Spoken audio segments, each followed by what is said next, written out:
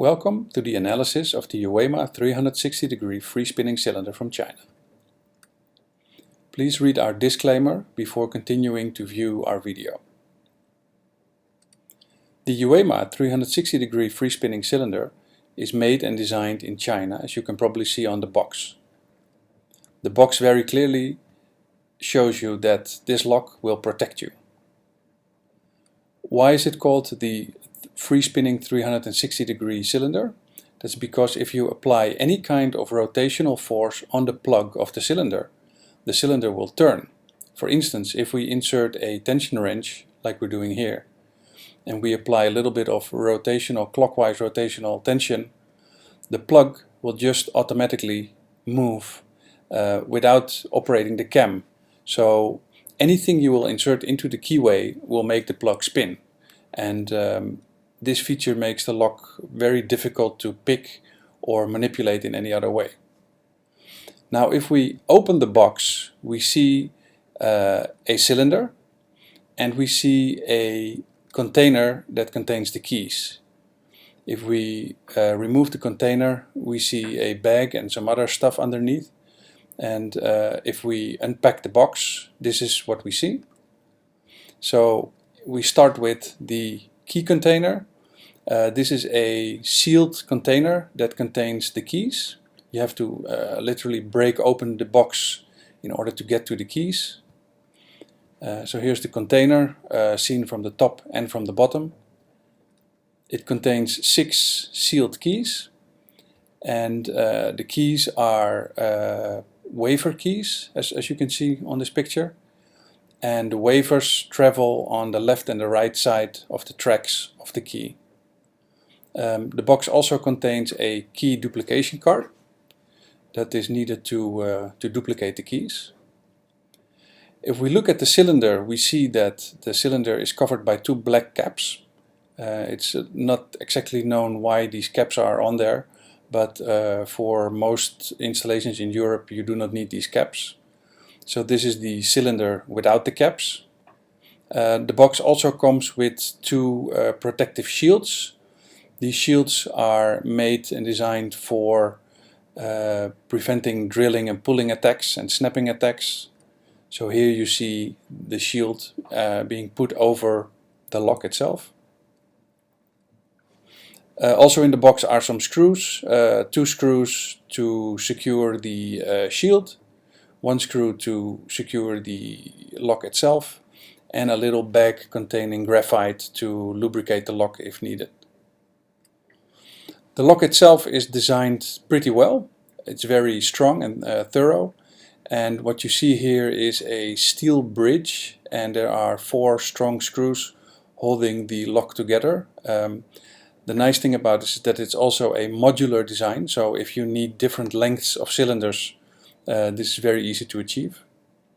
If we remove the screws, we see that 2 little springs pop up, so it's always important to be careful when you are disassembling the lock.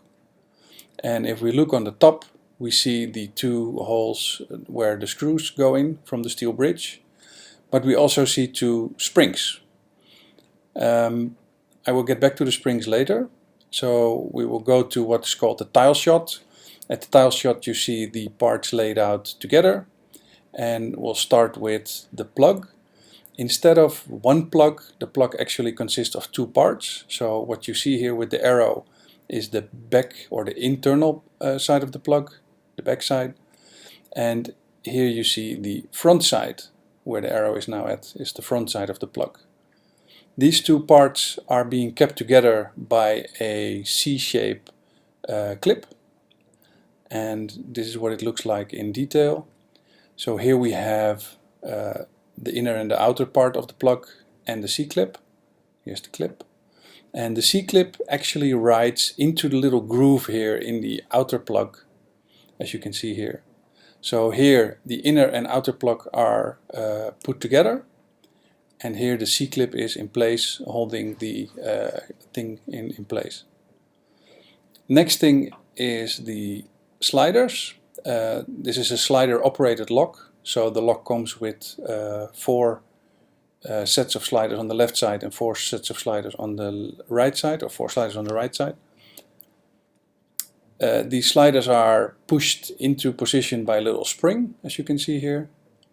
And there are 4 different models of sliders, so 4 combinations per position. This is position 0 or model 0. As you can see on the bow, there are no cuts in there, so that's why I call it a 0. The one on the left has a little cut, and that's obviously a 1. On the left side bottom, that's the cut number 2, and we end with the cut number 3. As you can see when you look closely, there are fake cuts in the model 0 and 1. So there's a little fake cut on the wafers.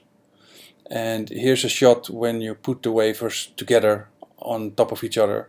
You can see that the V shape, actually the opening shape, will make a little jump from left to right with each number of the increment of the wafers. Here is the external part of the plug, of the outer part of the plug, and you can see now that there is room for sliders. So here you see that the sliders are in position, and you can also see on the top side that there's a little spring pushing the slider outwards in this case.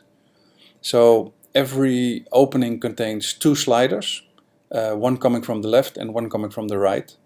And the ones coming from the left are being operated by the right side of the key, and the ones on the right are being operated on the left side of the key.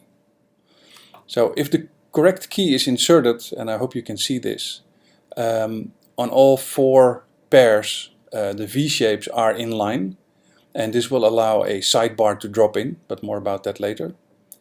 And if an incorrect key is inserted, that's shown on this picture, you can see that the V-shaped cuts are scrambled a little bit, and this will not allow the sidebar to fall in, and the lock will remain closed.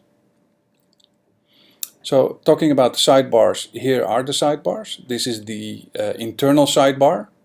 It's a small, sharp tipped, sharp-edged piece of metal, like this. And the idea is that the sharp edge will fall into the V-shape of the wafer. There's also a so-called external sidebar, and that's the sidebar that goes on top of the internal sidebar. And that's all being put under pressure by 2 springs and 2 caps that are being pushed into the housing by the steel bar. So the external sidebar pushes on the internal sidebar by 2 little springs. So more about the plug. Here we have the 2 halves of the plug connected together, and the internal sidebar is in place. And in this position, the external part of the plug can just freely rotate. It can freely spin. So I hope you can see that there's nothing preventing that plug from spinning. And that is also the security feature of the Yuema lock, is that that part can just freely spin, and you cannot put any tension on it. So here we see a picture where the external sidebar is in place, and as you can see, it's laying on top of the outer part of the plug. And the whole idea is that if the inner sidebar and the outer sidebar sink into the outer plug, then the 2 parts are coupled, and actually turning the key will also turn the cam of the lock, and that's the whole idea of this lock, of course. To make it a little bit more clear, I made a cutaway version. So here you see a cutaway version of the lock, and in this version there is a key inserted. I cut away the key a little bit, so I grinded it off, so the picture becomes more clear. But I hope you can see that the slider is being touched by this U-shaped piece of metal on the bottom side of your image.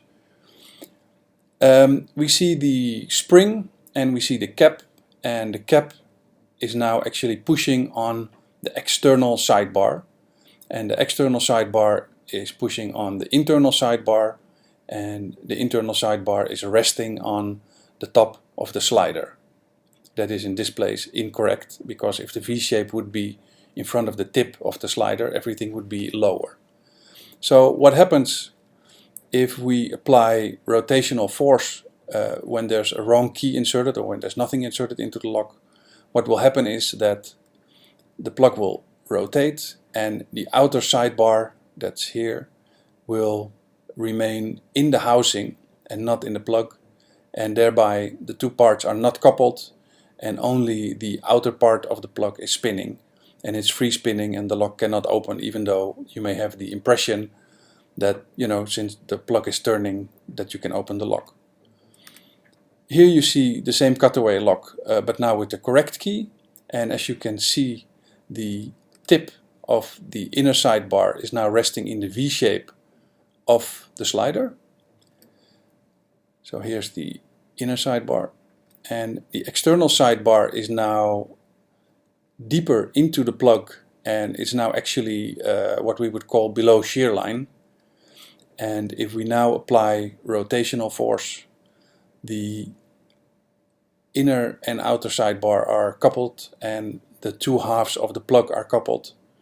And as you can see, the cam is now also moving. It's coming out a little bit from the right side. And this is actually how the Yuema lock works. So I hope it's clear how this Yuema lock works and why it's such a cool product. If you have any questions about our video or about other services that we can provide, please don't hesitate to contact us. We're always looking for interesting locks for our newsletter. So if you have any questions or any comments, please contact us and let us know what you think of this video. Thank you.